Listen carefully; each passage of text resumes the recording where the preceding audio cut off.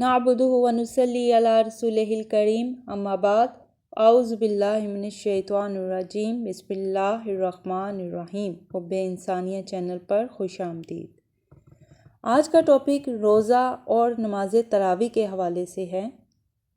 रमज़ान मुबारक के महीने में रोज़ा रखना हर मुसलमान मर्द, औरत और बालिग बच्चों पर भी फ़र्ज़ है।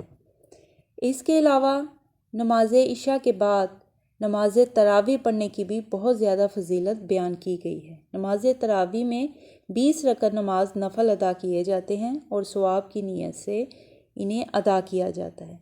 चुनांचे हज़रत अबू हुरैरा रज़ियल्लाहु अन्हु फरमाते हैं कि नबी करीम सल्लल्लाहु अलैहि वसल्लम ने इरशाद फरमाया कि जो शख्स सिद्क़े दिल से और एतक़ाद सही के साथ रमज़ान मुबारक में क़याम करेगा, यानी 20 रकअत नमाज तरावी अदा करेगा पूरी नीयत के साथ, तो अल्लाह ताला उसके आने वाली ज़िंदगी के तमाम अगले गुनाहों को बख्श देगा।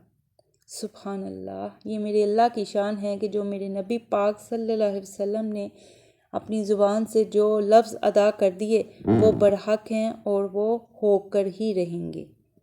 अल्लाह ताला हमें कुरान पाक पढ़ने की तौफ़ीक अता फ़रमाए, नेक अमल करने की तौफ़ीक अता फ़रमाए, गुनाहों की माफ़ियों की तौबा कबूल फ़रमाए, हमारे सजदों को अल्लाह ताला कबूल कर ले, हमारे रोने को, हमारे गिड़गिड़ाने को, उस रब की ज़ात को पुकारने के हर अंदाज़ को मेरा रब पसंद कर ले।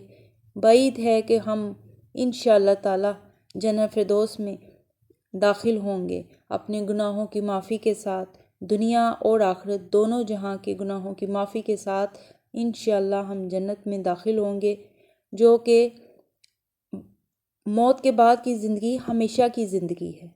व आखिर दवाना अनिल हम्दुलिल्लाह। अल्लाह हाफिज़।